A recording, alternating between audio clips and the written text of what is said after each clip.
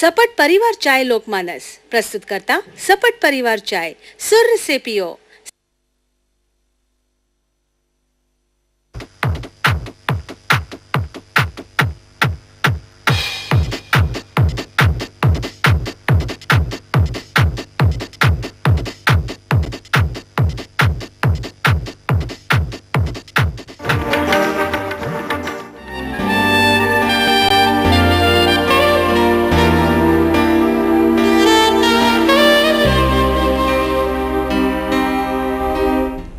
नमस्कार.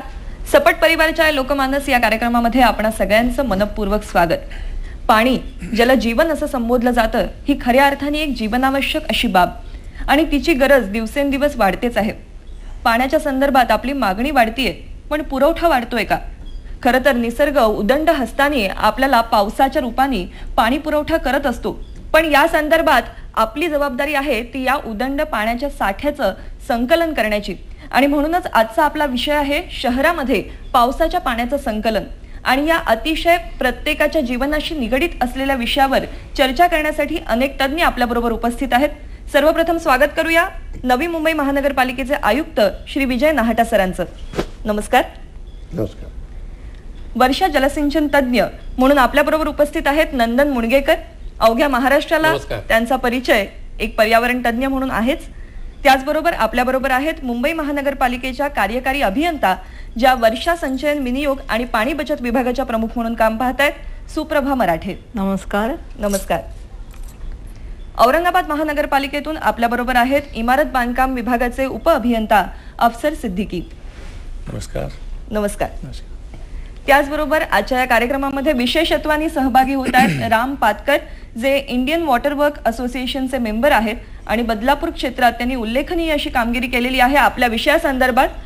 राम पातकर यांचं कार्यक्रमात मनपूर्वक स्वागत. त्याबरोबर हेही सांगायला आवडेल की ते कुळगाव बदलापूर नगरपालिकेचे माजी नगराध्यक्ष आहेत आणि त्यांनी त्यांच्या कारकिर्दीमध्ये काय काय कामगिरी केली हे आपण त्यांच्याकडूनच जाणून घेऊ. त्याचबरोबर आपल्याबरोबर आहेत डॉक्टर नंदकिशोर जोशी, जे स्वतः केंद्र सरकारच्या एका मान्यताप्राप्त उद्योग समूहामध्ये या विषयाचे जाणकार म्हणून काम पाहतात. त्याचबरोबर असंख्य प्रेक्षक आज आपल्याबरोबर स्टुडिओत कार्यक्रमात सहभागी झालेले आहेत, जे वेगवेगळ्या प्रकारे या विषयाशी संबंधित आहेत आणि या विषयासंदर्भातली त्यांची मतं या आजच्या कार्यक्रमात आवर्जून लक्षात घेतली जाणार आहेत. चर्चेला सुरुवात करूया नाहटा सरांबरोबर. सर, नवी मुंबई सारखा एक अतिशय आधुनिक भाग जो विकसित होतोय फार झपाट्याने, आणि शहरीकरणाचं जे वारं आहे जे सर्वत्रच आजकाल आपल्याला जाणवतं, नवी मुंबईत खास जाणवत असेल, तर या संदर्भात आपल्याला काय वाटतं? पाण्याचा पुरवठा किती आहे आणि अशा पद्धतीच्या संकलनाची किती गरज आहे? आपला अनुभव काय सांगतो? याच्या बाबतीमध्ये कोकण रिजन मध्ये नवी मुंबई येतं आणि कोकण रिजन मध्ये पडणारा जो पाऊस आहे त्याचं प्रमाण खूप आहे. म्हणजे नवी मुंबईमध्ये पडणारा पाऊस साधारण 100 इंच वर्षाला असतो. मुंबईमध्ये तेच प्रमाण साधारण 90-95 इंचापर्यंत आहे. असं जरी असलं तरी पाऊस जो आहे हा पाऊस वेळेवर येईलच असं नाही.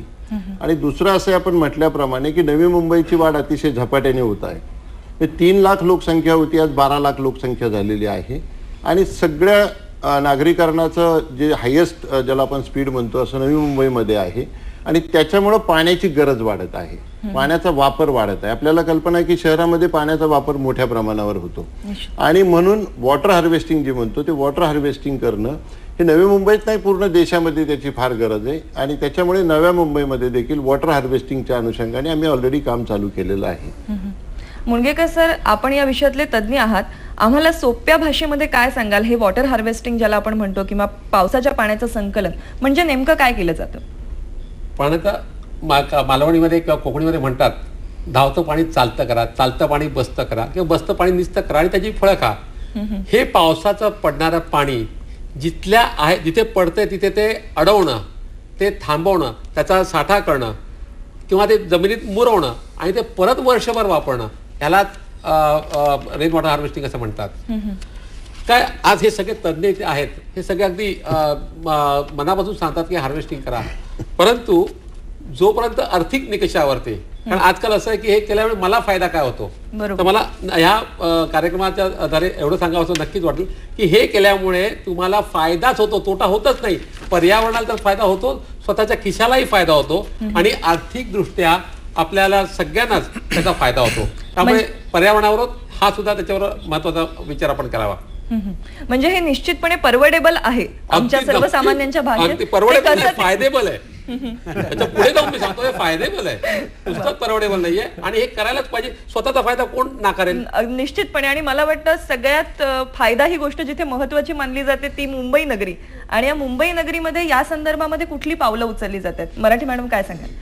बृहन्मुंबई महानगरपालिका ही महाराष्ट्रातली पहिली महानगरपालिका आहे ज्यांनी आपल्याकडे रेन वॉटर हार्वेस्टिंग पहिल्यांदा कंपल्सरी केलं. आम्ही नवीन विकासकांना 1000 वर्गमीटर आणि अधिक क्षेत्रफळाच्या भूखंडांसाठी रेन वॉटर हार्वेस्टिंग नवीन डेव्हलपमेंटला 1 ऑक्टोबर 2002 पासून सक्तीचं केलं. म्हणजे आपण पाहताय की जवळजवळ 8 वर्ष बृहन्मुंबई महानगरपालिका या विषयामध्ये काम करते आहे. याच्याच बरोबर आपण 3-4 गोष्टी केल्या की सुरुवातीला 1000 स्क्वेअर मीटरचे नवीन प्रॉपर्टीज होत्या. हळूहळू आपण आधी आलेल्या पण कम्प्लिशन नंतर घेणाऱ्या, त्याच्यानंतर ॲडिशन ऑल्टरेशन्स, अशा अनेक लोकांना त्याच्यामध्ये जोडलं. आणि जून 2007 पासून तर आपण म्हणतोय की 300 वर्गमीटर आणि अधिक अशा प्रॉपर्टीज ज्या डेव्हलपमेंटला नव्याने येत आहेत त्यांना आपण रेन वॉटर हार्वेस्टिंग म्हणजे वर्षा संचयन व विनियोग हे सक्तीचं केलेलं आहे. पण लोकांना या विषयाची कदाचित तांत्रिक माहिती नसते. कसं प्रोजेक्ट दिसतं, किती सोपं आहे हे सांगायला लागतं. त्याच्यामुळे आपण याही क्षेत्रामध्ये काम करतो. म्हणजे आपण सुरुवातीला टेक्निकल सेमिनार अरेंज केले, त्याच्यानंतर पायलट प्रोजेक्ट्स पथदर्शी प्रकल्प आपण उभे केले. हे काही आपल्या बृहन्मुंबई महानगरपालिकेच्या जमिनीवर आहेत, काही दुसऱ्यांच्या जमिनीवर आहेत आणि डिझाईन्स आम्ही केली आहेत. त्याच्यानंतर आपण नागरिकांसाठी जलमेळे आयोजित करतो, त्यांना या विषयाची माहिती द्यावी म्हणून आपण विविध लेक्चर्स आयोजित करतो, सेमिनार्स करतो. आणि सगळ्यात महत्वाचं म्हणजे या सगळ्याचं जे मूळ आहे ते म्हणजे भूजल. बरोबर. तर त्या भूजल स्रोतांचं आपण मॅपिंग सुद्धा करतो. म्हणजे या वेगवेगळ्या स्तरावरती बृहन्मुंबई महानगरपालिका काम करते. म्हणजे नागरिकांना, आणि सगळ्यात महत्वाचं आपल्याकडे एक रेन वॉटर हार्वेस्टिंग सेल आहे. याच्यामधून नागरिकांना आपल्या प्रॉपर्टीमध्ये जर रेन वॉटर हार्वेस्टिंग करायचं असेल तर कसं करावं याचं विनामूल्य तांत्रिक मार्गदर्शन होतं. लोक आपल्याशी कायम संपर्क साधू शकतात. आपण अतिशय उपयुक्त माहिती आज लोकमानसच्या मंचावरून मुंबईकरांपर्यंत पोहोचतीये की अशा पद्धतीचा एक सेल आपल्याला उपलब्ध आहे. आणि मला माहिती आहे की अतिशय जागरूक असे नागरिक निश्चितपणे मुंबईत आहेत आणि ज्यांना या माहितीचा खूप फायदा होऊ शकतो. आपल्याबरोबर अफसर सिद्दीकी आहेत औरंगाबाद महानगरपालिकेच्या क्षेत्रातून. मुंबईच्या आणि औरंगाबादच्या गरजा निश्चितपणे वेगवेगळ्या असतील, तर या पद्धतीने मग रेन वॉटर हार्वेस्टिंग मध्ये पण फरक पडतो का? हो, निश्चितपणे. औरंगाबादचं क्षेत्र एवढं मोठं नाही, फक्त 139 स्क्वेअर किलोमीटरचं व्याप्ती आहे. तरी पण औरंगाबाद महानगरपालिकेने या विषयावर फार भर दिलेला आहे. सन 2003 पासून आम्ही हे रेन वॉटर हार्वेस्टिंग पर्जन्य जल संचय कंपल्सरी केलेला आहे. प्रत्येक भूखंडधारकांना ज्यांना परवानगी हवी आहे त्यांना आम्ही हे सक्तीचे केलेले आहे की त्यांनी त्यांचे प्लॅन्समध्ये रेन वॉटर हार्वेस्टिंग कसे करणार ते त्याचे सिस्टम इनकॉर्पोरेट करावा. त्यानंतरच त्यांना भोगवटे प्रमाणपत्र दिले जात आहे. त्या अनुषंगाने मला थोडासा सांगायला खेद वाटतो की आम्हाला 2003 पासून जरी आम्ही 7000 परवानगी इश्यू केलेले आहे, फक्त 1500-1600 लोकांनी आमच्याकडून भोगवटे प्रमाणपत्र घेतलेले आहे. लोकांच्यात थोडा अत्यल्प प्रतिसाद मिळत आहे याच्यात, असं आम्हाला थोडं सांगायचं. त्यापुढे जाऊन महापालिकेने जनजागृती व्हावं म्हणून 2004 मध्ये एक मोठी भव्य कार्यशाळा घेतली होती. त्याच्यात एक जलतज्ञ होते मिस्टर केडिया म्हणून, त्यांचे व्याख्यान आणि काही डेमॉन्स्ट्रेशन्स आयोजित केले होते. CD दाखवले त्या लोकांना कशा हे कन्सेप्ट लोकांपर्यंत पोचायचं. त्यांच्यात सर्वात मोठा आम्ही एक कार्यक्रम घेतला होता की जे प्लंबर्स होते, they are the main persons. प्लंबरमार्फत हे प्रक्रिया केली जातात. प्लंबर्सला आम्ही ट्रेनिंग दिलेली आहे, त्यांना सर्टिफिकेट्स आम्ही दिलेले आहे जेणेकरून ते अचूकरित्या तांत्रिकदृष्ट्या लोकांना आणि अत्यंत कमी खर्चात रेन वॉटर हार्वेस्टिंगचे सिस्टम लोकांपर्यंत हे उपलब्ध करून देत आहेत. आणि त्याच्यानंतर आम्ही काही घरधार प्रॉपर्टीधारकांना करात सवलतसुद्धा आम्ही जाहीर केलेली आहे. अप टू 5% महानगरपालिका करामध्ये सूट देते आहे लोकांना. एनकरेजमेंट महानगरपालिकेने आपल्या बाजूनी सगळी दारं खुली केलेली आहेत की तुम्ही या आणि या गोष्टीमध्ये पुढाकार घ्या. आणि तुम्ही जे आता म्हणालात की सक्ती करूनही त्याला पुरेसा प्रतिसाद मिळत नाही, मला वाटतं लोकमानसच्या मंचाचा हाच उपयोग आहे किंवा हेच या कार्यक्रमाचं आजच्या प्रयोजन आहे की ही सक्ती करण्याची वेळच येऊ नये. हे सगळं नागरिकांनी आपल्या मर्जीने करावं, कारण मुणगेकरांनी सांगितलं त्याप्रमाणे ते त्यांच्याच फायद्यासाठी आहे. याच नोटवरती आता घेऊया एक छोटीशी विश्रांती, पुन्हा भेटूया लवकरच. सपट परिवार चाय लोकमानस. पुन्हा एकदा सपट परिवार चाय लोकमानस या कार्यक्रमात आपणा सगळ्यांचं मनपूर्वक स्वागत. शहरामध्ये पावसाच्या पाण्याचं संकलन कशा पद्धतीने करता येऊ शकतं याविषयीची चर्चा आपण करतोय आणि आपल्याबरोबर आहेत राम पातकर, जे स्वतः इंडियन वॉटर वर्क असोसिएशनचे एक मेंबर तर आहेतच, पण नगराध्यक्ष या पदावरून काम करत असताना त्यांनी बदलापूर क्षेत्रामध्ये खूप आमूलाग्र असे बदल घडवून आणले. नेमका त्यांचा तो प्रयोग काय होता आणि त्याला किती यश मिळालं त्यांच्याकडूनच जाणून घेऊया. नगराध्यक्षाच्या कारकिर्दीमध्ये अनेक तक्रारी पाण्यासंदर्भात येत होत्या. साधारण मुंबईपासून जवळ असल्यामुळे लोकसंख्येचा दर जो आहे, वाढीचा दर हा 14% होता. त्यामुळे पाण्याचे पहिला प्रश्न पाण्याचा. घरी गेल्यानंतर भांडणं होत होती, मग ती भांडणं सोडण्यासाठी वेळ जात होता. याच्यावरती मी नॅशनल इंटरनॅशनल कॉन्फरन्स अटेंड केले, त्यातून सगळी माहिती घेतली आणि ती इम्प्लिमेंटेशन करण्याचा प्रयत्न केला. काही नगरपालिका नवीन बिल्डिंगला कंपल्शन करतात. आम्ही नवीन बिल्डिंगला 1000 स्क्वेअर मीटरला कंपल्शन केलंच रेन वॉटर हार्वेस्टिंग. परंतु जुन्या बिल्डिंगला सुद्धा एक प्रयोग राबवला की ज्याच्यामध्ये पूर्वी प्रत्येक बिल्डिंगला एक बोर्स असायची, त्या काढून आम्ही 36 बिल्डिंगला एक शिवदर्शन सोसायटीमध्ये हा प्रयोग केला. 7 वर्षापूर्वी केला आणि संपूर्ण त्या 36 बिल्डिंगचं पाणी जिरवलं.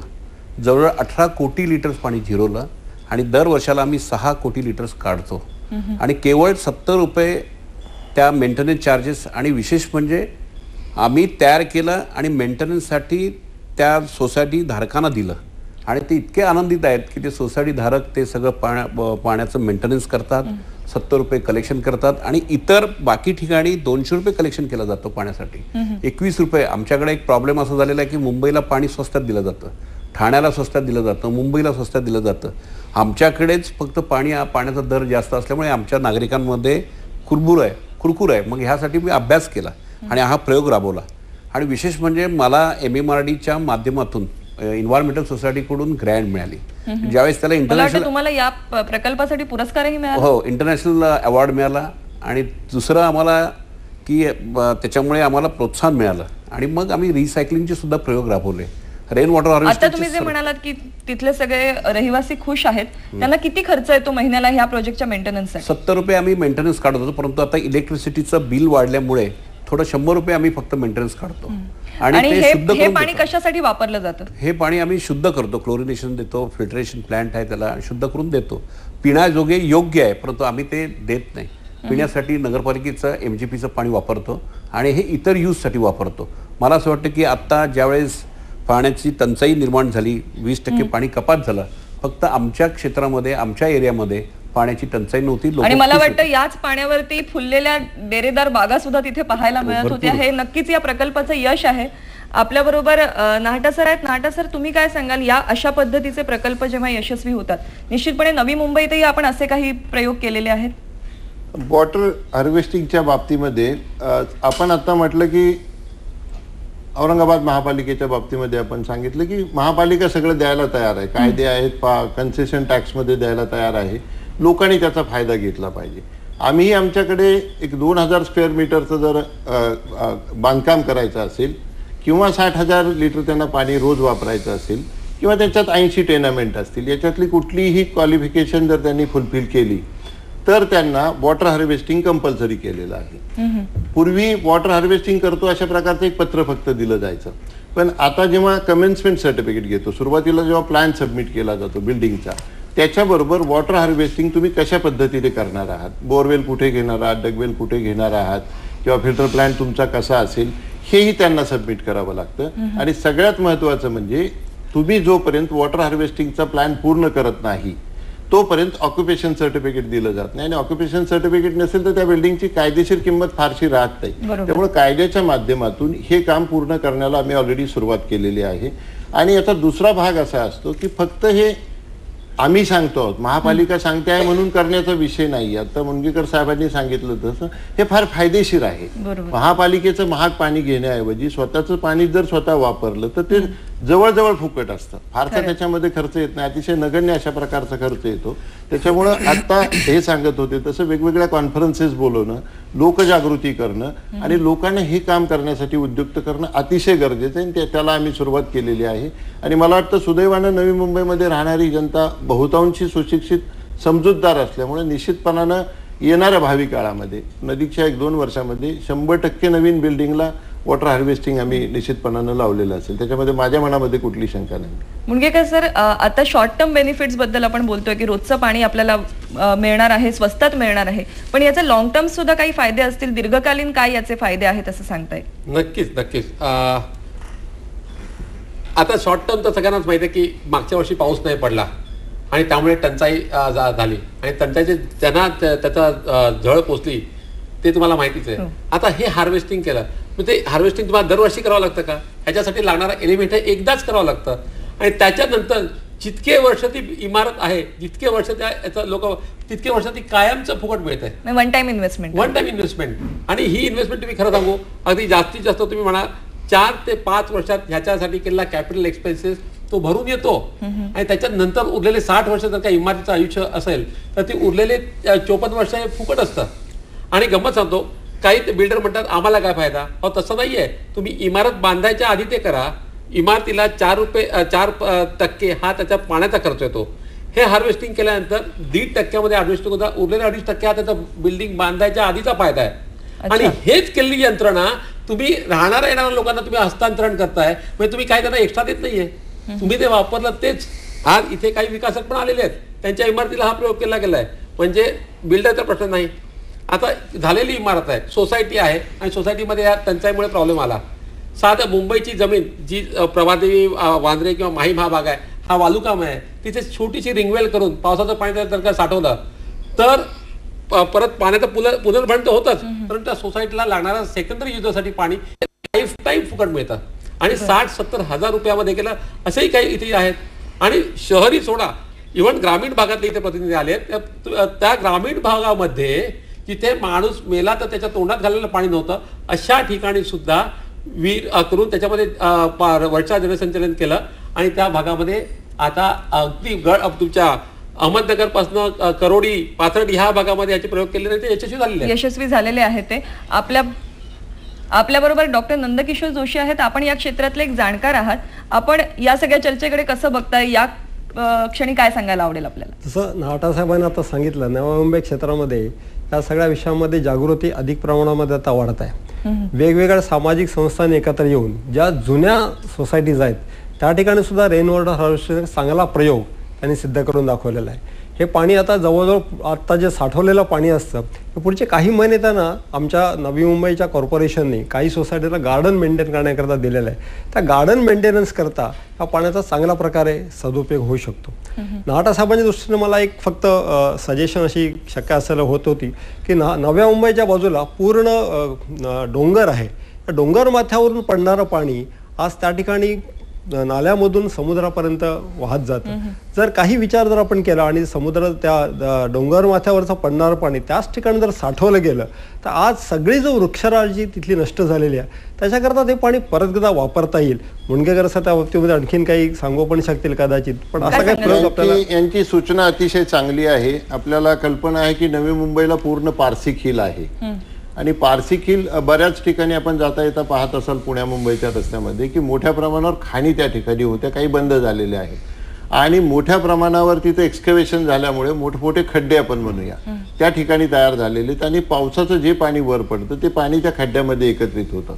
आणि जोशी सर म्हणतात ते बरोबर आहे की ते पाणी वाहून जातं आणि ते पाण्याचा स्लोप इतका असतो की त्याचं प्रचंड स्पीड असतं आणि क्रीक जवळ आहे, खाडी जवळ आहे, त्यामुळे सगळं पाणी वेस्ट होतं. याच्याऐवजी हे म्हणतात तसं त्या ठिकाणी त्या पाण्याची जर अडवणूक केली तर त्या परिसरामधली जी वृक्षराजी आहे आणि थोडंसं पंपिंग वगैरे करून त्या झाडांना जर पाणी दिलं तर जो वृक्षराजी त्या ठिकाणची आहे ते निश्चितपणानं जपता येईल. त्या दृष्टीने निश्चितपणानं आम्ही काहीतरी विचार करू. चांगली सूचना आहे त्यांची. मराठे मॅडम, तुम्हाला विचारायला आवडेल की मुंबई सारखं शहर आहे, इथे आपण अनेक, जसं उल्लेख केलात की अनेक पथदर्शी मॉडेल स्वरूपामध्ये आपण काही प्रयोग केले, तर याविषयी आणखीन थोडी माहिती द्या. जरूर. आपण असं मूळतः वर्षसंचयन व विनियोगाच्या पद्धती बघू. याच्यामध्ये 3-4 प्रकार आहेत. एक, आपण साठवण टाक्यांमध्ये पाणी साठवू शकतो. दुसरं, आपण बोअरवेल्स किंवा वेल्सचं रिचार्जिंग करू शकतो. तिसरं, आपण भूजलाचं पुनर्भरण करण्यासाठी काहीतरी पुनर्भरण खड्डे किंवा चर घेऊ शकतो किंवा ज्या ठिकाणी बोअरवेल्स चालतात तिथे पुनर्भरण खड्ड्यांना बोअरवेलनी सपोर्ट करू शकतो. किंवा समुद्राचं पाणी मुंबईमध्ये येणं हा जो मोठा धोका आहे, म्हणजे समजा आपण भूजलातून खूप मोठ्या प्रमाणावर पाणी काढलं तर भूजल पातळी खालावेल, बरोबर. इतर ठिकाणी काय होतं की पाण्याचा थर खाली जातो, आपला इलेक्ट्रिकचा खर्च वाढतो. मुंबईसारख्या शहराला सगळ्यात मोठा धोका हा आहे की जेव्हा भूजलाचा स्तर खाली जाईल तेव्हा समुद्राचं पाणी आतमध्ये शिरेल आणि मग आपल्या जमिनी खाऱ्या व्हायला सुरुवात होईल. तर यासाठी आपण गोड्या पाण्याने जेव्हा पुनर्भरण करू तेव्हा हा जो महत्वाचा धोका आहे आपला तो सुद्धा टळेल. आता हे जे 4 प्रकार आहेत यातल्या प्रत्येक प्रकारचे आपण पथदर्शी प्रकल्प केलेले आहेत. अच्छा. हा म्हणजे आता आपलं जे मिलन सबवे आहे जिथं आपण जरासा पाऊस पडला की पाणी भरतं. मग इथे आमचं ट्रान्सपोर्ट गॅरेज आहे. मग या ट्रान्सपोर्ट गॅरेजला 4 महिने लागणारं पाणी आम्ही छतावरचं पाणी साठवतो आणि गाड्या तरी धुतो. म्हणजे नुसतंच पाणी साठवायचं नाहीये किंवा भूजल पुनर्भरण करायचं नाही, त्याचा आपल्याला उपयोग पण करायचा. म्हणजे याच्यामध्ये पुन्हा रिसायकलिंग हा पण एक एक्झॅक्टली नुसतंच पुनर्भरण नाहीये तर त्या पाण्याचा वापर होणं हे पण तितकं जरुरी आहे. आणि त्यामुळे आपल्याला नगरपालिकेचं एवढं शुद्ध पेयजल आम्ही देतो जे भारतातलं सगळ्यात चांगलं पाणी आहे. ते कमीत कमी छोट्या छोट्या दुय्यम कामांसाठी शौचालयासाठी तरी आपण नाही वापरू ना. त्याच्यामुळे हा एक प्रकार झाला की आम्ही सांताक्रूज ट्रान्सपोर्ट गॅरेजला हा प्रयोग केला. त्याच्यानंतर आपलं फाय गार्डन्स आहे, तिथं विहिरी आहेत, तर तिथं आपण पर्क्युलेशन पिट्सला बोअरनी सपोर्ट केलं कारण तिथे वरती सिल्टी सॉइल होती, त्याच्यामध्ये पाणी मुरत नव्हतं. त्याच्यानंतर काही ठिकाणी आपण आमच्या बोअरवेल ट्रेनिंग सेंटरला आहे तर बोअरवेल रिचार्जिंगचं मॉडेल केलं किंवा एमवॉर्डमध्ये बोअरवेल रिचार्जिंग केलंय. मला वाटतं रिचार्जिंग हा शब्द वेगळ्या संदर्भामध्ये माहिती आहे. मोबाईल रिचार्ज केला जातो पण बोअरवेल सुद्धा रिचार्ज केली जाते. ही अतिशय वेगळी आणि आपल्या आयुष्यासाठी आणि खरं तर समाजाच्या आयुष्यासाठी अतिशय उपयुक्त अशी माहिती. याच संदर्भातली चर्चा अशीच चालू ठेवूया पण सध्या घेऊया क्षणभर विश्रांती. सपट परिवार मानस. नमस्कार. सपट परिवारच्या लोकमानस या कार्यक्रमात पुन्हा एकदा तुम्हा सगळ्यांचं स्वागत. औरंगाबादहून आलेले अफसर सिद्दीकी आपल्या बरोबर आहेत. सर, तुम्ही इमारत बांधकाम क्षेत्रामध्ये काम करता, तर नवीन इमारती बांधत असताना या दृष्टीने कुठल्या पद्धतीचे बदल बांधकामामध्ये करावे लागतात? खरं म्हणजे रेन वॉटर हार्वेस्टिंगसाठी काही इमारतीमध्ये काही जास्त बदल करावा लागत नाही. एक छोटंसं इलस्ट्रेशन मी देतो. समजा एक 1000 स्क्वेअर फुटाचं छत असेल आणि त्याचं रेन वॉटर हार्वेस्टिंग करायचं ठरलं आपण आणि औरंगाबादला सरासरी 700 mm पाऊस ॲन्युअली होत आहे आणि 80% आपण पुनर्भरण करू शकतात. त्यामुळे किमान 55,000 लिटर पाणी आपण बोरला रिचार्ज करू शकतो. आणि त्याच्यामुळे समजा एका कुटुंबात 5 व्यक्ती असले तर 90 दिवसापर्यंत हा पाणी त्यांना पुरू शकतं फ्री ऑफ कॉस्ट. आणि एवढं सगळं सिस्टीम बसवायला फक्त 5,000 रुपये खर्च ॲज ऑन डेट आज सुद्धा येतोय. काही त्याचे 4 इंचीचे PVC पाईप्स आणावं लागतं बोरपर्यंत जर बोर असल्यास आपल्याकडे आणि एक फिल्टर मीडिया लावावं लागतं आणि फिल्टर मीडियाच्या माध्यमातून हे पाणी आपण बोरमध्ये जाऊ देतात आणि त्याच्यामुळे बोरचे पुनर्भरण होतात. आणि या पाण्याचा वापर आपण म्हटलं तसं पिण्यासाठी न करता इतर अतिरिक्त सध्या तरी पिण्यासाठी वी डोंट अलाउ बिकॉज त्याला अजून 1-2 प्रोसेस करावं लागतं. क्लोरिनेशन आहे, अजून फिल्ट्रेशन आहे. पण हा नॉन पोर्टेबल वॉटर आम्ही करतो ते आपल्याला फ्लोअर वॉशिंगसाठी, गार्डनिंगसाठी, अनेक कामांसाठी वापरता येते. जेव्हा आम्ही असं पाहिलं की लोक जास्ती प्रतिसाद देत नाहीत, महापालिकाने एक पुढाकार घेऊन आमचे किमान 350 प्रशासकीय विविध इमारती आहे. आम्ही त्याच्यातले किमान 80 इमारतींना आता यावर्षी आम्ही रेन वॉटर हार्वेस्टिंग करण्याचे आम्ही स्वतः ठरवलं आणि आम्ही त्याला 50 लाख रुपयाचे बजेटसुद्धा आम्ही तरतूद केलेली आहे आणि 2 महिन्यात आम्ही हे काम आता पूर्ण करणार आहे. आधी केले मग सांगितले लोकांना काहीतरी वाटलं की बाबा हे फायदेशीर काम आहे निश्चितपणे आणि त्याचा फायदा त्यांना स्वतःच्या डोळ्यांनी पाहता येईल, थोडा प्रमोट होईल. हा आपल्याबरोबर संदेशजी आहेत, मुंबई महानगरपालिकेत उपअभियंता म्हणून काम करतात. आपण याविषयी काय सांगाल? मुंबईच्या क्षेत्रामध्ये कुठल्या अशा पद्धतीचे प्रयोग होतात किंवा आपल्या काही सूचना असतील तर? मुंबईमध्ये जेव्हा आम्ही रेन वॉटर हार्वेस्टिंग जेव्हा लोकांना सांगायला लागलो तर त्यांना हे नवीन प्रकार वाटले. त्यांना आम्हाला समजायला लागलं की हे तुम्ही तुमच्या इतिहासात बघितलं, तुम्हाला हे इतिहासात पण बघायला मिळेल रेन वॉटर हार्वेस्टिंग. आणि जेव्हा आम्ही त्यांना सांगायला लागलो, आम्ही 2004 मध्ये साने गुरुजी उद्यानमध्ये पहिल्यांदा आम्ही एक प्रयोग केला. इथे आमच्या गार्डनला 6,000 स्क्वेअर मीटरचं गार्डन होतं, त्याला म्युन्सिपाल्टीचं पाणी मिळायचं. तर त्या पाण्यासाठी त्यांना ठराविक वेळेसाठी थांबायला लागायचं. तर आम्ही त्यांना 2 रिचार्ज वेल आणि 1 सोर्स वेल म्हणून त्यांना करून दिली आणि त्यांना आज दिवसात कधीही ते पाणी वापरू शकतात वॉटरिंगसाठी आणि ते गार्डन पूर्ण हिरवं झालेलं आहे. क्या बात. तसंच बिल्डिंग मधलं असं म्हणता येईल की आमचं एक सिमेंट गोडाऊन बिल्डिंग होतं, तिथे गेली 15 वर्ष एक विहीर होती पण ती आम्हालाच माहित नव्हती कारण त्याच्यावरती झाडझुडपं आलेली. आणि जेव्हा आम्ही आमच्या प्लॅनमध्ये बघितलं तेव्हा तिथे विहीर होती. तर ते विहीर आम्ही ओपन करून साफ करून सिमेंट गोडाऊन बिल्डिंगचं पाणी त्याच्यात रिचार्ज करून बाजूला जे कस्तुरबा हॉस्पिटल आहे तिथे पूर्ण ग्रीन एरिया आहे, त्यांना वॉटरिंगसाठी आम्ही ते पाणी वापरतो. क्या बात आहे. म्हणजे अशा पद्धतीने पाण्याचा खूप सुनियोजित वापर आपण करू शकतो. अशाच पद्धतीचं एक उदाहरण ज्यांनी प्रत्यक्षात आणलं त्या वृषाली मगदूम आपल्या बरोबर आहेत. स्वतः प्राध्यापिका आहेत आणि त्यांच्या कार्यक्षेत्रामध्ये त्यांनी हा प्रयोग केलेला आहे. काय सांगाल? रयत शिक्षण संस्थेच्या कर्मवीर भाऊराव पाटील कॉलेजमध्ये मी लेक्चरर आहे. 2004 साली आम्ही रेन वॉटर हार्वेस्टिंगचा प्रोजेक्ट आमच्या कॉलेजमध्ये केला. जवळजवळ 50 लिटर पाणी त्या टँकमध्ये आम्ही साठवतो. 3 महिन्यामध्ये जे 50 लिटर पाणी साठतं ते नंतर 5 महिने जवळजवळ आमच्या महाविद्यालयाची अतिशय मोठी गार्डन आहे त्याच्याकरता आम्ही वापरतो. आणि मला अतिशय अभिमानानं सांगावंसं वाटतं की नवी मुंबई महानगरपालिका गार्डन करता दरवर्षी स्पर्धा आयोजित करते आणि गेली 5 वर्ष आमचं महाविद्यालय त्या स्पर्धेमध्ये गार्डनसाठी पहिला क्रमांक मिळवलं. क्या बात. वा, मला वाटतं नाहटा साहेबांचं सुद्धा यासाठी अभिनंदन करायला हवं. थँक्यू. मुणगेकर सर, अशाच पद्धतीचा शाळेतला एक अभिनव प्रयोग तुम्ही केला होता, त्याविषयी थोडं सांगा. हा, रामजी आश्रम म्हणून एक शाळा आहे घाटकोपर येथे. हा वेगळ्या विरुद्ध पद्धतीने वापरला प्रयोग आहे.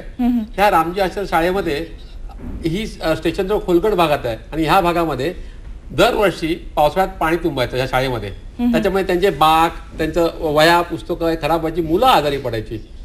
त्या शाळेने ज्यावेळी मला नेमलं ह्याच्यासाठी हा वेगळ्या प्रकारे हा प्रयोग केला मी आणि ह्याच्यामुळे पाणी भूगर्भामध्ये बोरवेलद्वारे पुरवण्याचं काम केलं. 26 जुलैला जो सगळ्यात मोठा पाऊस पडला त्यावेळी संपूर्ण घाटकोपरमध्ये पाणी होतं, परंतु ह्या शाळेमध्ये पाणी तुंबलं नाही कारण ते भूगर्भात निघून गेलं आणि ह्या शाळेला सुट्टी द्यावी लागली नाही. आणि परत हे भूगर्भात सोडलेलं पाणी ते त्यांनी टँकरद्वारे हे सगळ्या घाटकोपरमधल्या लोकांना पुरवतात. म्हणजे त्याद्वारे त्यांना पैसेही मिळून गेले. 6000 मुलं 2 पाळ्यांमध्ये येतात. संपूर्ण शाळेच्या टॉयलेटची क्लीन स्वच्छता या पाण्यामुळे राखली जाते आणि परत त्याच्यामुळे पैसेही मिळतात. म्हणजे हा वेगळ्या प्रकारे सुद्धा प्रयोग केला. म्हणजे नुसतं त्याच्यासाठी नाही, आपला एखादा प्रॉब्लेम सोडवण्यासाठी त्याचा उपयोग करतो. अशा प्रकारे हा प्रयोग केला गेला. आणि मला वाटतं हे जे तुम्ही सांगताय, तुम्ही तज्ज्ञ म्हणून सांगताय, पण ज्यांनी आखो देखा हाल पाहिलेला आहे, ज्यांनी याचा अनुभव घेतलेला आहे, असे दिवाण सर आपल्या बरोबर आहेत. नमस्कार. त्यांच्यापर्यंत माईक पोहोचवण्यात यावा. जोगेश्वरी ब्लाइंडोमध्ये प्रयोग केलेला आहे. आमचे विद्यार्थी वाढत होती, जरूरत वाढत होती, फंक्शन होत होते, पैसे पाण्याची कमी पडत होती. आम्ही वेगवेगळ्या म्युन्सिपाल्टीत भेटत होते. तो नया बडा पाईप डालो, वो डालो, पण टाईम बहुत लईत होता. नंतर आम्ही पेपरमध्ये वाचलं महाराष्ट्र आणि गुजरातचे खेडेगावमध्ये तरी पाहिलं का असं काम होतं. नंतर आम्ही असं कळलं की दिल्लीमध्ये राष्ट्रपती भवनमध्ये रेन वॉटर हार्वेस्टिंग केलेलं आहे. They are saving lakhs of rupees per every year. तर मी मुंबईमध्ये तपास केली, एशियन पेंटमध्ये पाहायला गेले. तर तिथे आम्ही स्टाफला घेऊन गेले, आमचे विद्यार्थीला घेऊन गेले, कमिटी मेंबरला पाहून गेले काय what is rain water harvesting कसं करायचं. ते लोकांनी आम्हाला संधी दिली का तुम्ही मिस्टर नंदन मुंगेकरला भेटा. Nandan Mungekar is expert on this, he will guide you. He came on the site, he drawn the plan. आणि नंतर त्यानं म्हणजे मुणगेकर सर जे सांगतायत ते तुम्ही खरोखर प्रत्यक्षात अनुभवलेलं आहे. कारण लाखो रुपयांचा फायदा होतो अशा जाहिराती आम्ही खूपदा वाचतो, त्याच्यासारखंच वाक्य वाटतं. असंच आहे. पण निश्चितपणे असा फायदा होतो. आणि आपल्याकडे हेच सांगण्यासाठी नगरहून आलेले आहेत अशोक चोरमले. नमस्कार अशोकजी. नमस्कार. नगरमध्ये काय प्रयोग झाला त्याचे काही डिटेल्स सांगा ना. माझ्या संस्थेचा अनुभव थोडासा सांगतो की या पाथर्डी तालुक्यामध्ये भटक्या विमुक्तांची संख्या मोठी आहे आणि त्यांच्यासाठी एक आश्रमशाळा आम्ही चालवतो शासनाच्या अनुदानाशिवाय. तर त्या ठिकाणी मुलांना पाणी कमी पडलं उन्हाळ्यामध्ये, साधारणतः मार्च एप्रिलमध्ये, आणि खूप अडचणी आल्या. आणि मग त्यावेळेस आम्ही असं ठरवलं की आपण एक विहीर खोदावी. आणि मग ते विहीर खोदत असताना आम्ही सुरुवात केली होती, परंतु आम्हाला आमच्या एका स्नेहाने सांगितलं की तुम्ही आता हे खोदू नका, आम्ही मुनगेकरांना घेऊन येऊ आणि तेव्हा दाखवू. मी म्हणलं कुणीतरी मुनगेकर येणार, ते खूप पैसे मागणार आणि आम्हाला ते शक्य नाही आहे. तर त्या एक 8-10 दिवसाने मुनगेकर आले त्या ठिकाणी. आणि आल्यानंतर खरं म्हणजे या ठिकाणी मी विज्ञानाचा विद्यार्थी आहे, त्यांनी त्या ठिकाणी एक छोटासा प्रयोग केला आणि तो हास्यास्पद वाटला थोडासा. त्यांनी ते नारळ हातात धरलं आणि असं ते नारळ उभं राहायचं हातामध्ये अगदी. आणि मग ते त्यांच्याच हातात नाही, म्हटलं त्यांच्या बोटाने काहीतरी करत असतील. म्हणून आम्ही विद्यार्थी, शाळेचे शिक्षक सगळ्यांनी तो प्रयोग केला आणि ते लक्षात आलं की अरे हे इथं होत आहे नेमकं. पण मग ही अंधश्रद्धा आहे का काय आहे नेमकं? हा, तर ते हा काहीतरी जादूचा प्रयोग आहे का? ते आधी सांगतील बघा. तर त्या ठिकाणी ते असं म्हणाले की या ठिकाणी विहीर खोदावी. तत्पूर्वी आम्ही बाजूला त्या विहिरीपासून बाजूला एक 60 मीटरवर आणि या बाजूला एक 30 मीटरवरती विहिरी होत्या, त्या कोरड्या होत्या, जुन्या विहिरी होत्या. आणि इथं कसं पाणी लागणार? त्याने सांगितलं मी खर्च देईल, तुम्ही खोदा. आणि मग त्याने सांगितल्याप्रमाणे ती खोदली. आज अशी परिस्थिती आहे की त्या ठिकाणी अतिशय चांगल्या प्रकारचं पाणी, म्हणजे या पावसाळ्यामध्ये ग्राउंड लेवलला पाणी असतं, ग्राउंड लेवलला. आणि मग उन्हाळ्यामध्ये सुद्धा पाणी भरपूर त्या ठिकाणी असतं. आणि त्या ठिकाणी केलंय काय, तर विहिरीत जे मटेरियल निघालं ते वरच्या बाजूला, म्हणजे उताराच्या वरच्या बाजूला ते आडवं टाकलेलं आहे. त्यामुळे वरचं जे पाणी येतं त्या परिसरातलं, त्याच्यामुळे त्याचं पुनर्भरण होतं आणि एक चांगल्या प्रकारचं पाणी त्या ठिकाणी आपल्याला या शाळेसाठी मिळत आहे. मुणगेकर सर, हे देवाची करणी नारळात पाणी इथपर्यंत आम्ही ऐकलं होतं, पण नारळात पाण्याने भूगर्भातलं पाणी कळतं, हे काय, हा काय प्रयोग आहे? तुम्हाला गप्पत सांगतो, रेन वॉटर हार्वेस्टिंग हे रामायणापासून आहे. रामायणामध्ये याचे किस्से आहेत, महाभारतात आहेत. शिवाजी महाराजांचा एक असा किल्ला मला दाखवा की त्यात रेन वॉटर हार्वेस्टिंग केलेलं नाहीये. आज आमच्याकडे काही इथे जिओलॉजिस्ट आहेत, आमच्याकडे मशीन आहे, आम्ही सगळं बघतो. परंतु ह्या लोकांनी कसं केलं? मग शिवाजी महाराजांनी प्रतापगडावरती उंचावरती कसं केलं? त्याच्यासाठी हे पूर्वीचे ठोकताळे आहेत. नारळ, या प्रयोगामागचं विज्ञान काय? जमिनीमधलं पाणी आणि नारळातलं पाणी हे आकर्षीला जाऊन एका सरळ रेषेत ज्यावेळी पाणी येतं त्यावेळी तो नारळ आपोआप उभा राहतो. हा प्रयोग कोणीही करू शकतो. 10 रुपयाचा नारळ हातामध्ये घेऊन आणि जमिनीमध्ये भूगर्भातला पाण्याचा साठा कुठे आहे हे तुम्ही शोधून काढू शकता. आणि असे अनेक प्रयोग आहे. हा स्वस्तातला आणि अतिशय अचूक प्रयोग आहे आणि कुठल्याही ठिकाणी अख्ख्या जगाच्या पृथ्वीच्या पाठीवर तुम्ही जमिनीतलं पाणी आणि शोधू शकता. म्हणजे हा विज्ञानावर आधारित असा प्रयोग आहे, कुठलीही अंधश्रद्धा किंवा जादूचा प्रयोग नाहीये. पण इतक्या सोप्या पद्धतीने आपल्याला विज्ञान आणि ही सगळी तज्ञ मंडळी मदत करतायत आपल्या आयुष्यातला पाण्याचा प्रश्न सोडवण्यासाठी. याच विषयावरती चर्चा चालू ठेवूया, पण आता घेऊया क्षणभर विश्रांती.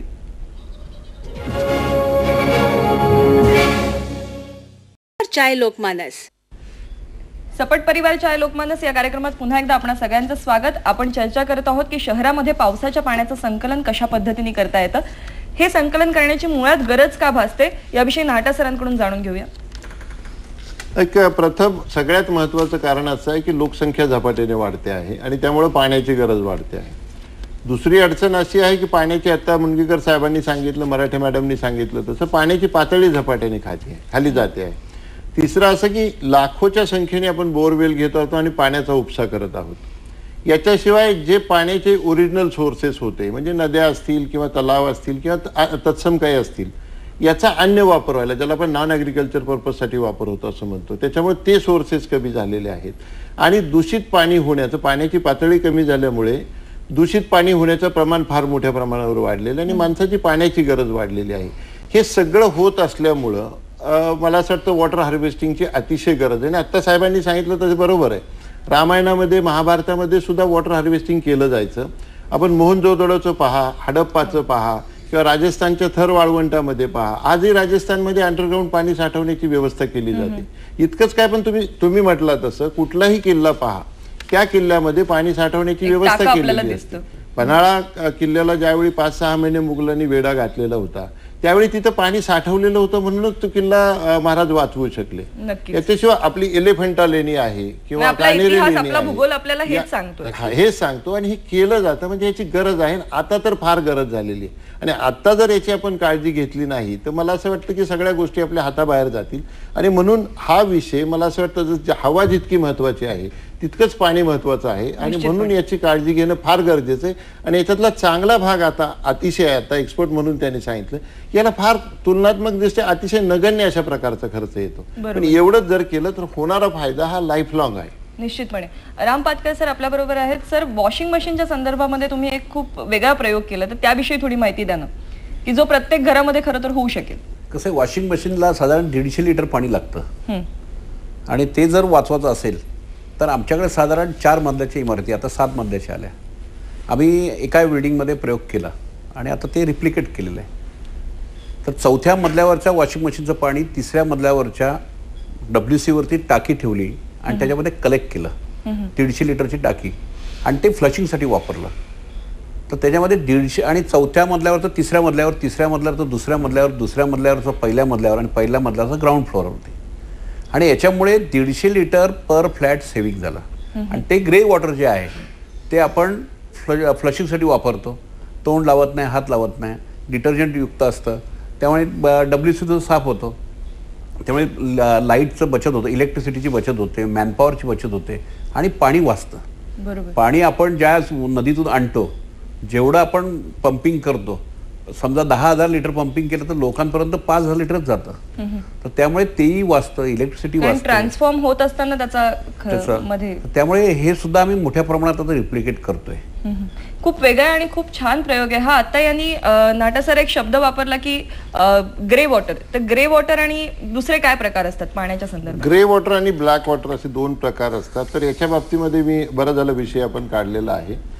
रिसायकल ऑफ यूज वॉटर जे आपण म्हणतो की जे वापरलेलं पाणी आहे त्याचा परत वापर करण्याच्या संदर्भामध्ये आम्ही कायदेशीर तरतूद केलेली आहे. म्हणजे 2,000 चौरस मीटरचा फ्लॅट असेल तर त्या ठिकाणचं जे पाणी आहे किंवा समजा एक 80 टेनामेंट असतील तर त्या ठिकाणचं बाथरूमचं किंवा किचनचं जे पाणी आहे ते पाणी एका ठिकाणी ट्रीटमेंट प्लांटमध्ये त्यांच्याच कॉम्प्लेक्समध्ये त्यांनी ट्रीट करायचं आणि ते पाणी टॉयलेटसाठी परत वापरायचं, याचं बंधन आम्ही घातलेलं आहे. टॉयलेटचं पाणी ऑफकोर्स आपण परत वापरू शकत नाही, जे ब्लॅक वॉटर आपण म्हणतो त्याला, पण ग्रे वॉटर जे आहे हे निश्चितपणाने आपण वापरू शकतो आणि याच्यासाठी आम्ही कायद्यामध्ये तरतूद केलेली आहे. याचा फायदा असा होईल की सेकंडरी पर्पजसाठी म्हणजे कुकिंग पर्पज किंवा ड्रिंकिंग वॉटर सोडून अन्य कामासाठी यांनी जसं सांगितलं तसं मग रस्ते धुण्यासाठी असेल, गाड्या धुण्यासाठी असेल, गार्डनसाठी असेल, या पाण्याचा वापर त्याच कॉम्प्लेक्समध्ये त्यांच्याच पाण्याचा वापर होईल आणि हे जवळजवळ 40% पाणी या प्रकारासाठी लागत असल्यामुळं जे प्युअर वॉटर आहे किंवा मॅडमनी सांगितलं तसं सगळ्यात चांगलं मुंबई किंवा आमच्या शहरामधलं जे ट्रीटेड वॉटर आहे ज्याच्यावर ट्रीटमेंटवर आम्ही लाखो रुपये खर्च करतो, या पाण्याची बचत होईल. निश्चितपणे मला वाटतं पाणी किती काटकसरीने वापरायला हवं हे निश्चितपणे या कार्यक्रमातून आपल्याला जाणवतं आणि अशाच पद्धतीची पावलं ज्या मुंबईतल्या गृहनिर्माण सोसायट्यांनी उचलायला सुरुवात केली आहे असे एक सोसायटीचे मेंबर आपल्या बरोबर आहेत. श्रद्धा सोसायटीचे आंबेकर आपल्या बरोबर आहेत. नमस्कार. नमस्कार मॅडम. आम्ही माहीमसारख्या प्राईम एरियामध्ये राहतो. छोटीशी सोसायटी आहे. गेल्या मार्च ते मे महिन्यापर्यंत आम्हाला जवळजवळ 20,000 ते 25,000 रुपये खर्च आला. म्युन्सिपाल्टीतून दर 3-4 दिवसांनी टँकर मागवायची. मी आणखीन आमचे सहकारी राऊत साहेब सतत काम करत असायचो आणि हा सगळा त्रास सोसायचा कोणी तर फक्त सेक्रेटरी किंवा चेअरमन. मी त्या सोसायटीचा चेअरमन आहे. हा आम्हाला त्रास सोसायला लागला. खूप खर्च येत होता आणि ह्या राऊत साहेबांनी आम्हाला नंदन उनगेकरांचं नाव सुचवलं.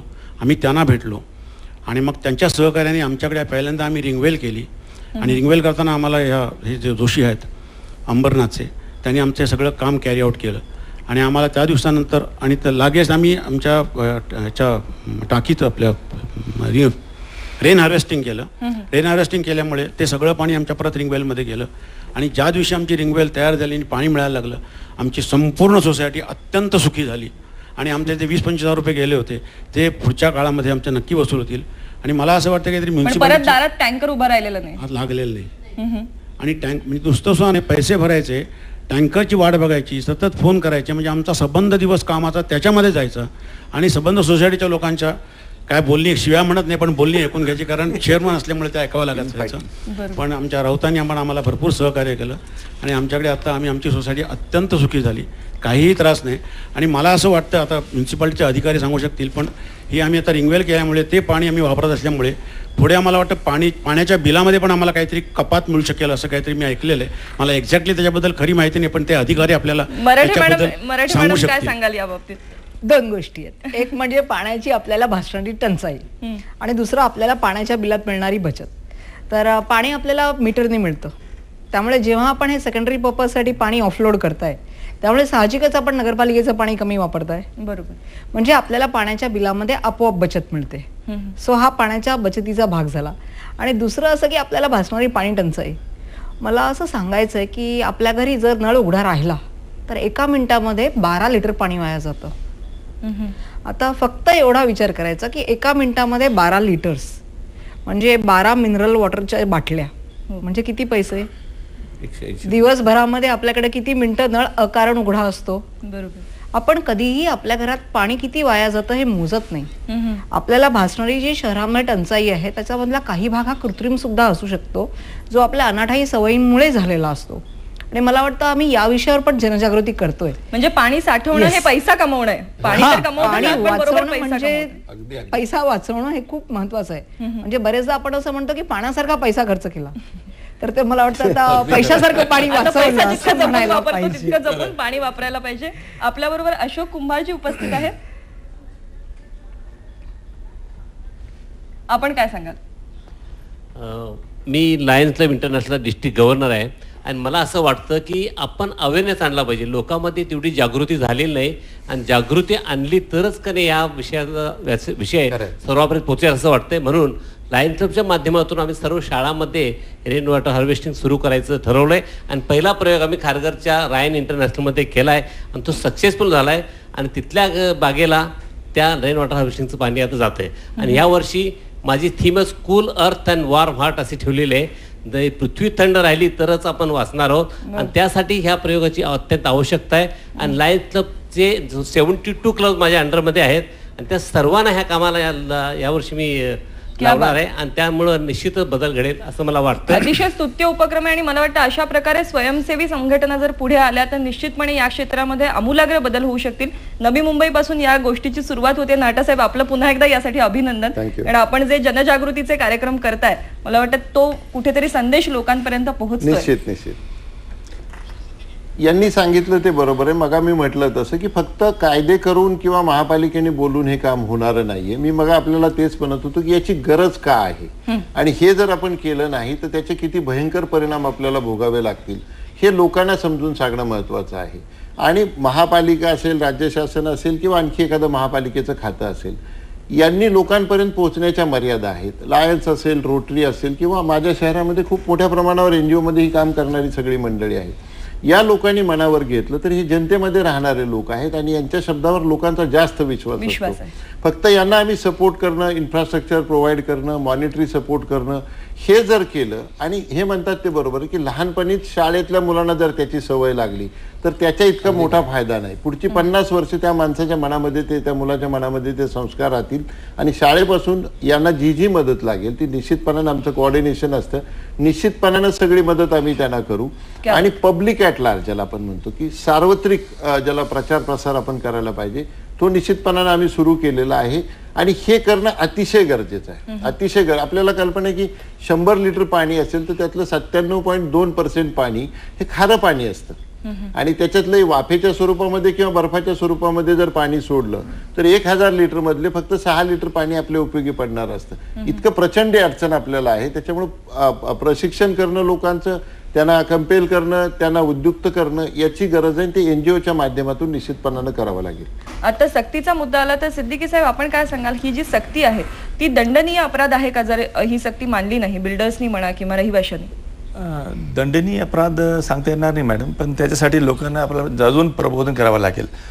त्यासाठी हा मुद्दा महानगरपालिकेने फार लावून धरलेला आहे. आम्ही आता येणाऱ्या 15 सप्टेंबरला अभियंता दिन साजरा करतोय मी. त्या दिवशी आम्ही एक भव्य कार्यक्रम आम्ही ठेवलेला आहे, कार्यशाळा, आणि सगळे बिल्डर्सला, आर्किटेक्ट्सला, पुन्हा प्लंबर्सला, नागरिकांना, स्वयंसेवी संस्थेला, NGOजला आपण बोलवले. त्यांना पुन्हा लोकांना आम्ही विनंती करणार, लोकांपुढे जाणार की बाबा हा मुद्दा करणं अनिवार्य झालेला आहे. हे नाही केले तर आपल्याला कदाचित कुठल्या परिणामाला सामोरं जावं लागेल आपल्याला सांगता येत नाही. आणि आमच्याकडे भरपूर ओपन स्पेसेस आहे महानगरपालिकेकडे लेआउटची, सुमारे 800 ओपन स्पेसेस आहे. आता आम्ही लोकांना हे देत आहे. आम्ही 2-3 ओपन स्पेसेस प्रायोगिक तत्वावर केलेले आहे आणि तिथे आम्ही गार्डन्स पण डेव्हलप केलेले आहे. आता आम्ही NGOजला देतो आहे की तुम्ही हे करा, इन्सेंटिव्ह म्हणून त्यांना देतोय. महापालिका त्यांना काही याचा मोबदला पण देणार आहे. 800 ओपन स्पेसेस आम्ही लोकांना याचा वाटप करणार आहे, ज्याने तिथे आपण पाणी अळवा आणि जिरवा हा पद्धतीने आपण रेन वॉटर, आता हे सरफेस वॉटर हार्वेस्टिंग करतोय आम्ही. लिमिटेड टू रूफ वॉटर राहायचं नाही आपल्याला. आता मोठे ओपन स्पेसेसला पण आपल्याला रेन वॉटर हार्वेस्टिंगसाठी घ्यायचे आहे. म्हणून आम्ही हे आता पुढच्या काळात आम्ही 800 ओपन स्पेसेस लोकांमध्ये आम्ही हे करणार आहे. महापालिकेच्या निश्चितपणे त्याच्यात आर्थिक सहभाग पण राहणार आहे आणि लोक याच्या माध्यमातून रेन वॉटर हार्वेस्टिंगचे महत्व जाणून घेतील अशी अपेक्षा आहे. आणि स्वयंसेवी संघटनांनी पुढे येऊन या क्षेत्रात काम करण्याची. समजा माझी सोसायटी आहे आणि आम्हाला उत्सुकता आहे अशा पद्धतीचा उपक्रम आपल्या सोसायटीमध्ये करण्यासाठी, तर मुणगेकर सर काय सांगाल आपण, यासाठी काय प्रक्रिया असेल, नेमकं काय करावं लागतं आणि खर्च किती येतो? आता ह्यामध्ये 2 प्रकार असतात. एक रूफ वॉटर म्हणजे छतावर येणारं पाणी आणि ग्राउंड रिचार्जिंग, हे 2 प्रकार असतात. ते छतावर येणारं पाणी असतं ते आपण वेगळं कलेक्ट करून ते फिल्टर करून फ्लशिंगसाठी एक वेगळी अलग टाकी करून ती आपण वापरू शकतो. ही थोडीशी खर्चिक बाब आहे. मुंबईची जमीन ही अशी आहे की त्याच्यात तुम्ही भूगर्भीय शास्त्र चाचणी केलीत आणि कुठे ते परफेक्ट, समजा वाळू काम आहे तिथे तुम्ही रिंगवेल करू शकता का, ह्याची तुम्ही जर का शोध घेतलात आणि तिथे ते पाणी सोडलं, मुरवलं आणि त्याच्यामध्ये तर काय साठवलेलं पाणी परत वर्षभर अगदी वर्षभर पाणी मिळतं आणि ह्याच्यासाठी रिंगवेल अगदी 65 ते 70 हजार रुपयात करू शकता तुम्ही. एवढ्या कमी खर्चामध्ये करून हे तुम्ही वर्षभर पाणी मिळवू शकता. खरं म्हणजे काय झालंय, महानगरपालिकेने आमचे मुंबईच्या खूप लाड केलेत. त्यांना खर्च खरा म्हणजे 10 रुपये पर हजारी येतो, पण ते 3.5 रुपये हजारी एवढ्या स्वस्तात आम्हाला पाणी देतात. आणि वापरणारा मनुष्य किती पाणी डोक्यावरती शॉवर घेऊन वापरताना किंमत ते फार स्वस्त आहे. जर का प्रत्येक घराला मीटरिंग केलं तर लोक आपोआप करतील. हा आणि पाण्याचा सुद्धा म्हणजे हार्वेस्टिंगचा इनडायरेक्ट हार्वेस्टिंग हा असा सुद्धा प्रयोग करता येईल. मला वाटतं मराठी मॅडम याच्यावर निश्चितपणे विचार करतील. आपल्याबरोबर डॉक्टर जोशी आहेत. आता जो उल्लेख झाला की अशा पद्धतीचा प्रकल्प आपल्या सोसायटीसाठी बनवायचा असेल तर जाणकारांचं मार्गदर्शन हवं, ते आम्हाला कुठे आणि कसं मिळू शकतं? अशा तऱ्हेच्या साईट्स मगाशी त्यांनी सांगितलं मुंबई महानगरपालिकेच्या साईटवरती सुद्धा सगळी इन्फॉर्मेशन आहे. नवी मुंबई महानगर कॉर्पोरेशन या संदर्भामध्ये काही परिसंवाद आयोजित केले होते. लायन्स क्लब, रोटरी क्लबतर्फे नवी मुंबईमध्ये आम्ही अशा तऱ्हेचे परिसंवाद आयोजित करतो. मी मगाशी म्हटलं त्याप्रमाणे याच परिसंवादाच्या माध्यमातून काही सोसायटीजने आपलं पाणी वाचवून या गार्डन्स डेव्हलप केलेले आहेत. मी गेली 25 वर्ष पाणी टेस्टिंग करता लॅबॉरेटरी चालवतो आहे. मला सांगायला अत्यंत आनंद होतो की गेली काही वर्षामध्ये पाणी टेस्टिंगचे अनेक नमुने आमच्या लॅबॉरेटरीमध्ये टेस्टिंग करता येतात. आणि हे सगळं पाणी आम्ही त्यांना विचारतो की कशा करता वापरणार आहात, तर कन्स्ट्रक्शन करता, गार्डन करता, अशा तऱ्हेचं पाणी. आणि काय तुम्ही करताय तर रेन वॉटर हार्वेस्टिंग केल्यामुळे जे पाणी साचलेलं आहे त्याचं आता काय करायचं, अशा तऱ्हेचा नवीन विचार प्रवाह आता सध्या सुरू झाला आहे. त्यामागे नवी मुंबई महानगरपालिकेने जे काही त्या सगळ्या पाठीमागे जे घेतलेले कष्ट आहेत किंवा मार्गदर्शन आहे त्याचा सगळ्याचा परिणाम म्हणून लोक आता या सगळ्याचा विचार नक्की करायला लागलेले आहेत. नाहटा सर, आज नवी मुंबईमध्ये वेगवेगळे प्रयोग आपण करताय. निश्चितपणे महाराष्ट्र या प्रयोगांकडे एक आदर्श म्हणून, एक वस्तुपाठ म्हणून पाहतोय. पण सगळ्या नगरपालिका, महानगरपालिका यांनी एकत्र एका मंचावर येऊन या विषयाची चर्चा करण्याची किंवा त्याच्यात काही समन्वय असण्याची, जनजागरणाचे काही महाराष्ट्र व्यापी असे उपक्रम होण्याची गरज आपल्याला किती भासते? तर फारच आवश्यक आहे. काय होतं की प्रत्येक महापालिकेची आर्थिक परिस्थिती, तिथलं राजकीय वातावरण, तिथल्या अधिकाऱ्यांची क्षमता याच्यामध्ये फरक पडतो. त्यामुळे कुठलीही गोष्ट आयडियल म्हणून ही गोष्ट करणं आपल्याला बोलायला सोपं असतं, करायला अवघड असतं. आणि म्हणूनसाठी राज्य पातळीवर आमच्या अर्बन डेव्हलपमेंट डिपार्टमेंटमध्ये याच्या बाबतीमध्ये अतिशय सतर्कता याच्यामध्ये निर्माण झालेली आहे. आणि MMRDA जे रिजन आहे, विशेषतः MMRDAच्या माध्यमातून या रेन वॉटर हार्वेस्टिंगसाठी मोठ्या प्रमाणावर निधी देण्याचं काम त्यांनी विचारार्थ ठेवलेले काल परवा आपण वर्तमानपत्रामध्येही वाचलं असेल. त्याच्यामुळे स्टेट लेवलला किंवा MMRDA लेवलला याचा विचार चालू आहे. आणि मग आपण चर्चा केली तसं याच्यामध्ये सतत लोकांच्या मनामध्ये, जसं स्वातंत्र्यपूर्व काळामध्ये एक चळवळ होती, अशाच प्रकारची चळवळ याच्यामध्ये निर्माण करावी लागेल, तरच हे शक्य होईल असं मला वाटतं. आणि आणखीन एक मुद्दा आता कोणीतरी उपस्थित केला होता की मीटरायझेशन जे आहे ते अतिशय गरजेचं आहे. पाण्याची बचत करायची असेल तर मीटरायझेशन करणं आवश्यक आहे. आमच्याकडे 90,000 कंझ्युमर आहेत, त्याच्यापैकी आम्ही 60,000 मीटर बसवलेले आहेत. आणि मला वाटतं निश्चितपणे या उपक्रमामधून सगळ्यांनीच प्रेरणा घ्यायला हवी. आणि आजच्या कार्यक्रमाचा हाच उद्देश होता की पाणी जपून वापरलं पाहिजे, त्याचबरोबर ते साठवलं पाहिजे आणि त्याचा पुनर्वापर सुद्धा व्हायला पाहिजे. हा संदेश महाराष्ट्रातल्या घराघरात पोहोचावा, हाच आमचा उद्देश होता. या सर्व तज्ज्ञांनी इथे उपस्थित राहून आम्हाला जे सहकार्य दिलं यासाठी आभार मानते. आपणा सगळ्यांचे मनपूर्वक आभार. भेटूया पुढच्या लोकमानसमध्ये. तोवर नमस्कार.